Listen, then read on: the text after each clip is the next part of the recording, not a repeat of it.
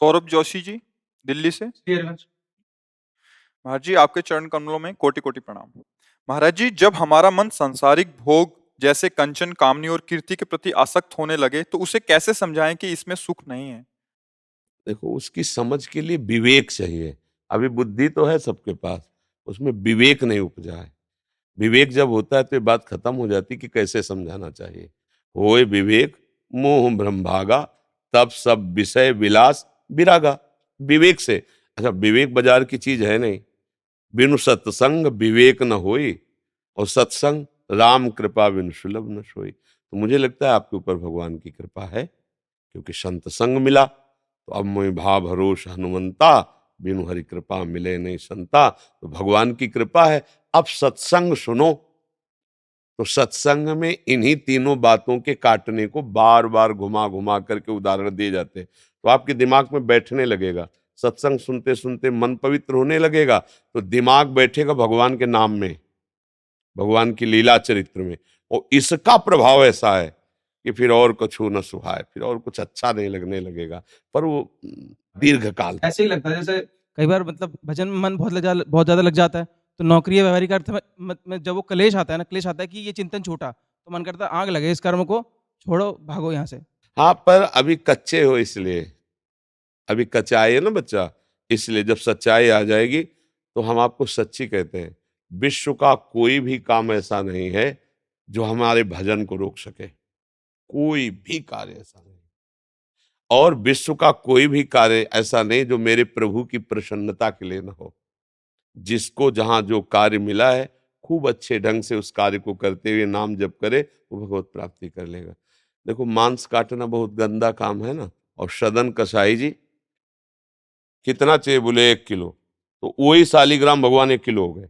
कितना चाहिए, 2 किलो, वही शालिग्राम भगवान। और हर हर गड़ासे में नाम चल रहा है, भगवत चिंतन। वो किसी जीव को नहीं मारते थे, कसाई कुल में जन्म था तो वहां से कसाई वाड़े से। पर है तो निंदनीय न कार्य, पर स्वधर्मो निधनो श्रेया, पर धर्मो भया। वो अपने धर्म का पालन करते हुए निरंतर नाम जब, तो सब बात बन गई बच्चा।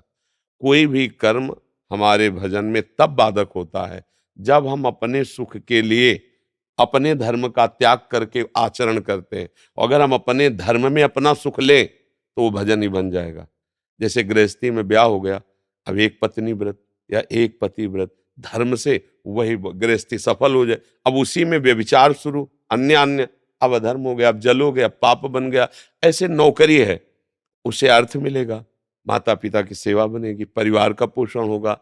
हम अच्छी से अच्छी वस्तु अपने ठाकुर को भोग लगा सकते हैं। हम उसी पैसे से वृंदावन आ सकते हैं। उसी पैसे से 100-200 रुपए की बंदरों को, चिड़ियों को ऐसे, या किसी की दवा के काम में दे सकते हैं। तो हमारा काम बन रहा है ना, धर्म का काम हो रहा है। तो उसे हम इस रूप में देखें। भजन को हमने केवल मान लिया माला चलाना। भजन संपूर्ण भजन है, क्योंकि जब हम भगवान के हो गए तो अब एक होता है कि पैसे से नौकर होना, और एक होता पूरा समर्पित नौकर, घर का नौकर। घर का नौकर घर का आदमी जैसा रहता है, नहीं रहता उसमें, क्योंकि वो पेमेंट नहीं लेता ना, तो वैसे ही कपड़ा पहनेगा जैसे बाबूजी पहनते हैं, वैसे ही कमरे में रहेगा जैसे बाबूजी रहते हैं। बाबूजी के साथ ही वो भले भाव में रहता है कि बाहरी आदमी यहाँ नौकर, पर वो समर्पित नौकर है। अब उसका घर वालों में कोई भेद नहीं होगा, लेकिन जो पैसे से उसमें भेद हो जाएगा। तो अपने लोगों को प्रभु का ऐसा सेवक बनना चाहिए, घर वाला। ये हमारी पूरी सृष्टि मेरे भगवान की है। मुझे सेवा मिली है गृहस्थी की, तो गृहस्थी धर्म से चलो, भगवान को प्रसन्न कर लो। मुझे मिला विरक्ति, हम विरक्ति धर्म से चले, भगवान को प्रसन्न कर ले। कोई झंझट नहीं भगवान को रिझाने में। बस हम क्या अपनी दिमागी झंझट से परेशान रहते हैं। उसको अगर सही मार्ग में लगा दे तो कोई परेशान। जीवन भर वैश्यागिरी की पिंगला जी ने, जनकपुरी में रहती थी।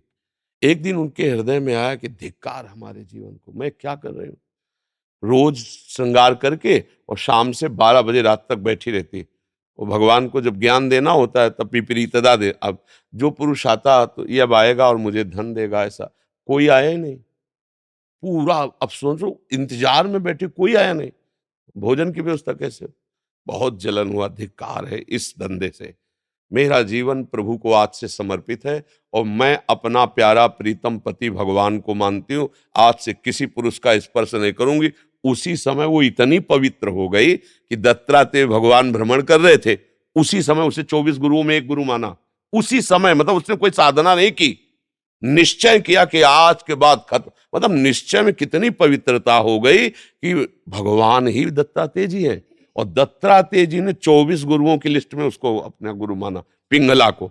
तो बात समझो, अगर हम निश्चय कर ले कि मेरे भगवान, मैं प्रभु का, और सारी सृष्टि मेरे प्रभु की, अब जो प्रभु सेवा देंगे ईमानदारी से करूंगा, लेकिन प्रभु के लिए, बस महात्मा हो गया। खास बात समझनी, धर्म पर डटे रहना। अधर्म करोगे, एक दुष्ट आदमी गाय को मारने के लिए पीछे दौड़ा, और गाय ऐसे जंगल में घुस के ऐसे निकली, तो एक महात्मा जी बैठे थे, सत्यवादी थे। उसे पूछा, महात्मा जी गाय किधर गई? बोले गए हो गाय की हत्या कर दी। तो गाय की हत्या का जो अपराध हत्या करने वालों को लगा, वही महात्मा को लगा, गौ हत्या, और उनको नरक जाना। तो उनका हमने क्या किया है? बोले तुमने गाय को मारने का सहयोग करवाया। बताए, सत्य को भी बहुत समझदारी से करना है। सत्य बोलने से किसी की हत्या हो रही, किसी का नाश हो रहा है, तो ऐसे सत्य को राधे राधे, उस समय झूठ बोल दो, उसको निकाल दो। कई जगह शास्त्रों में ऐसा पाया गया है। अब आप किसी की जीवन रक्षा हो रही, जीवन बन रहा है, तो मैं दो शब्द बोलने में क्या होता है? क्योंकि सही बात पूछो तो सत्य श्री भगवान बका सब असत्य है। नहीं, ब्रह्म सत्यम जगन मिथ्या। तुम करें बड़े सत्यवादी हो, सब झूठे ही तो बोल रहे हो यार, सब टोटल झूठ बोल रहे हो। तो कैसे झूठ बोल रहे? हम सत्य, हमने जो देखा, क्या देखा? देखो ऋषियों ने देखा, सर्वम खलविदम ब्रह्म देखा तुमने। तुम तो स्त्री देख रहे हो, पुरुष झूठ देख रहे हो ला, तो सब झूठे ही तो बोल रहे हो। सत्य तो भगवान का नाम है, भगवान का चिंतन है जी। दिग्विजय जी सहारनपुर से। गुरुदेव भगवान, आपके चरणों में कोटि कोटि प्रणाम। गुरुदेव, जहां हम रहते हैं वहां संतों का और भक्तों का संग नहीं मिल पाता। इस स्थिति में हम खुद को भक्ति में आगे कैसे बढ़ा सकते हैं? आजकल तो मोबाइल भगवान की बड़ी कृपा है, सर्च करो और सत्संग सुनो, है ने? और भक्त माल लेकर विराजमान कर लो। शास्त्रों भक्तों के जो नाम है, चरित्र हैं, उसमें विराजमान है, वो साक्षात अक्षर रूप से विराजमान है। भक्त माल पढ़ो, और संतों के जो वचन, अनुभूत संतों के वचन, उनको श्रवण करो, तो कहीं भी हो। अच्छा, मोबाइल में चला लिया, और भावना में हम देख रहे हैं कि हम वहीं बैठे हैं जहाँ सत्संग हो रहा है, तो आराम, उसको भाव किया जाता है। वैसे ऐसे मोबाइल, अब मोबाइल को हम रुमाल में रखा और सर्च किया, संत भगवान आ गए, हम सोच रहे हैं हमारे सामने वो बैठे हैं, पूरी सभा संतों के लिए, वो आंख मूंद लिए, एक एक शब्द सुन रहे हैं, तो आपका ठीक वैसे ही सत्संग हो रहा है जैसे राधा केल कुंज में बैठे। भावना ही तो सर है ना। अब मान लो आप यहाँ बैठे हो, चिंतन संसार का कर रहे हो, तो आप वृंदावन में नहीं हो, वृंदावन का सुख आपको नहीं प्राप्त हो पाएगा। और आप बाहर बैठकर वृंदावन का चिंतन कर रहे, रो रहे हैं वृंदावन के लिए, तो आप वृंदावन का सुख ले रहे हैं। मतलब खास बात होती है चिंतन करना।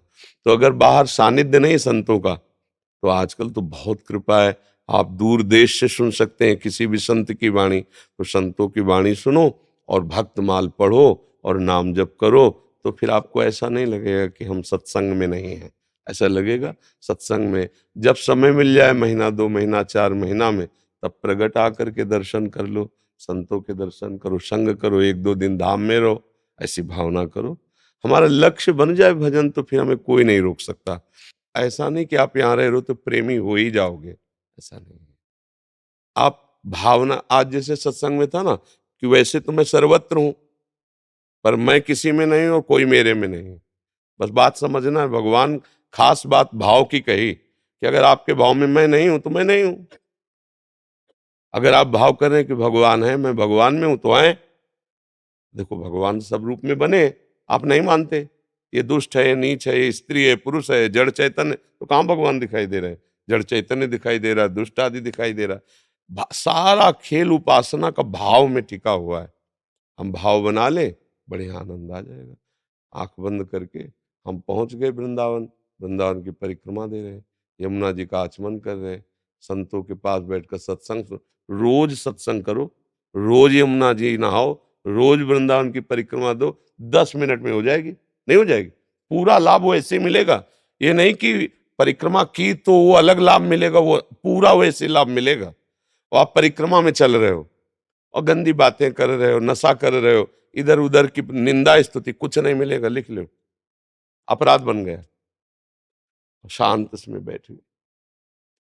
अब अटल्ला चुंगे में पहुंचे, प्रणाम किया, और नाम जप करते हुए अब चले धीरे धीरे धीरे आगे। कृष्ण कृपा धाम, फिर मोड़ किया, फिर इस्कॉन मंदिर आ गया, फिर यहाँ से आगे बढ़े रमण रेती, फिर राधा केल कुंज आ गया, फिर वारा घाट। हम भाव से चले, 15 मिनट में परिक्रमा हो गई, पूरा फल मिल गया। आप देखो, भाव का सारा खेल है।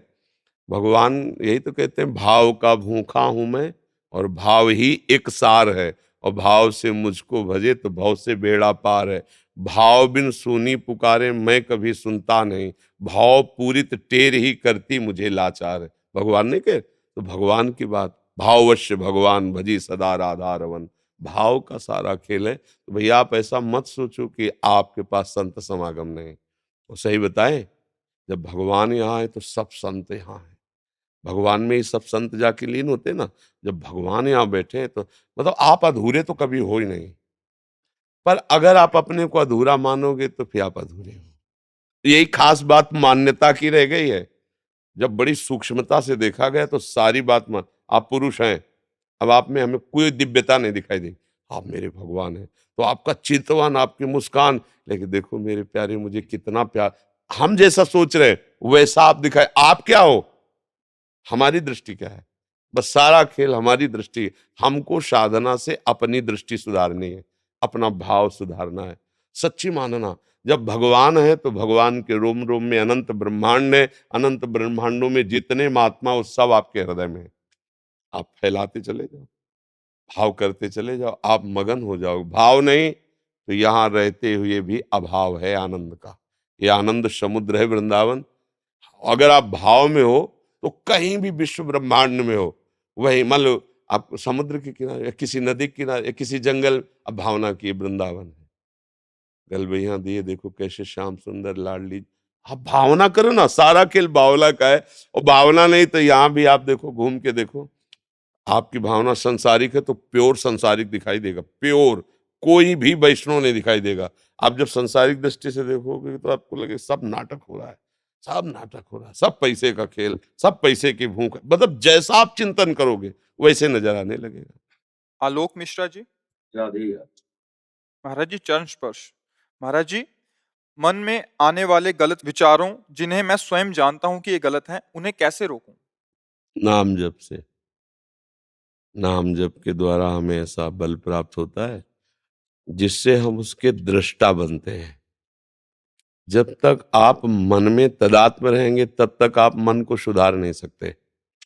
तदात्म माने जैसे अपने लोग कहते हैं आज ये खाया जाए, आज ये देखा जाए, आज ये सुना जाए, आज ये भोगा जाए। तो आपकी चीज नहीं थी वो बात, वो थी मन की। पर आप इतने तदात्म हो गए कि अपनी बात मान ली कि अब आज तो हम यही खाएंगे क्योंकि हमारी इच्छा है, तो आप फंस गए मन में। अगर आप दृष्टा बन के देखेंगे कि मन ये चीज मांग रहा है, मन ये बात फेंक रहा है, तो अगर गलत है तो आप उसको ना कर दीजिए। अब जब ना करेंगे तो आपको जलाएगा, परेशान करेगा। उस समय नाम राधा वल्लभ श्री राधा वल्लभ, उसकी सुनना ही नहीं, वो सैकड़ों बार आपको परेशान करेगा, बस वो डिलीट हो जाएगा, वो नष्ट हो जाएगा। यदि आपने उसके कथनानुसार सपोर्ट नहीं किया और नहीं आपने नहीं नहीं बार बार और राधा वल्लभ श्री, वो डिलीट हो जाएगा, शांत हो जाएगा। ऐसे ही वो कई वर्ष जब साधना करेंगे तो बार बार फेंकता रहेगा, क्योंकि बहुत जन्मों का जमा है। जो जमा है वही फेंकता, और नई चीज नहीं फेंकता। जो पूर्व जन्म में जन्मा है ना, लोक लोकांतर में हमारा जन्म होता रहा, भटकते रहे, तो सब हमारे मन रूपी चिप में जमा है। अब जब हम भजन में बैठते हैं तो भजन उसको डिलीट करता है, मन को खाली करता है, निर्मल करता है। तो जहाँ वो डिलीट तो सामने आना शुरू होता है, तो हम लोग घबरा जाते हैं, कितनी गंदी बातें हैं, कितना वो प्रेरणा भी लगेगी, वो ऐसा भी लगेगा कि ये पूर्व में किया है, ये ऐसा भी लगेगा आगे मैं करूं। वो सब पुरानी बातें हैं उसमें, उसको डिलीट होने दो। ना बुरा मानो ना अच्छा मानो, बस शांत रहो, राधा वल्लभ श्री राधा वल्लभ श्री राधा, वो हटता चला जाएगा।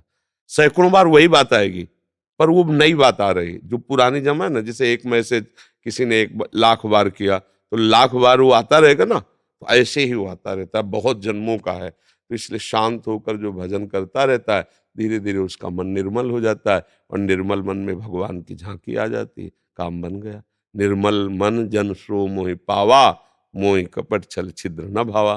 तो वैसे ही आपको लगेगा कि मन शांत है, लेकिन जहां भजन करना शुरू करोगे वहां वो ज्यादा गड़बड़ी फेंकेगा, क्योंकि अब भजन उसे डिलीट कर रहा है। इस बात को हृदय में बैठा लोगे तो अच्छा लगने लगेगा कि सब गंदगी जा रही है और भजन हमारे अंदर बैठ रहा है। धीरे धीरे धीरे हृदय आनंदित होने लगेगा। जहाँ निर्मलता आने लगी तो जब तक पाप रहते तब तक जलन बहुत होती है, इसलिए लोग भजन छोड़ देते हैं। नाम जब छोड़ देंगे और सब दान पुण्य और जाना आना है सब हो, लेकिन नाम जब वही कर सकता है जो कृपा पात्र जन है। जहां नाम जब शुरू किए तो आग शुरू हो जाएगी मन में लगना, क्योंकि उसकी वासनाएं नष्ट होंगी ना, तो मन फिर चैन नहीं लेने देता उपासक को। तभी तो आप देखो ना, गृहस्थी में रह करके थोड़ा संयम भले बर्दाश्त हो जाए, अगर विरक्त होकर के फिसल गए तो बहुत ही बुरा होता है। क्योंकि जैसे दुश्मन के ऊपर चढ़े रहो और वो अगर ऊपर आ गया तो अब आपको अपने ऊपर नहीं आने देगा। अगर वो बलवान है तो मन बहुत बलवान है, जहां साधक इसके ऊपर चढ़ा और इसको मारना शुरू किया नाम से, अब वो अवसर खोजता है कि एक बार इसके ऊपर हमारा शासन हो जाए। तो दिखाता है, दृश्य दिखाता है, भोग दिखाता है, यही उसका बल है। अगर उपासक ना ना ना धर्म युक्त है तो हाँ, अधर्म है तो ना। धर्म क्या है, अधर्म क्या है? शास्त्र जिसे कहता है करो वो धर्म है, और जिसे कहता है ना करो वही अधर्म है। मन ठीक हो जाएगा। पर नाम जब अगर छूटा तो कोई अकल काम नहीं करेगी। नाम जब चलना चाहिए, समझ रहे ना? संदीप दीक्षित जी, महाराज जी आपके चरणों में कोटि कोटि प्रणाम। महाराज जी मैं शिव जी की आराधना करता हूँ, क्या मैं शिव आराधना व राधा नाम एक साथ कर सकता हूँ? कर सकते हैं।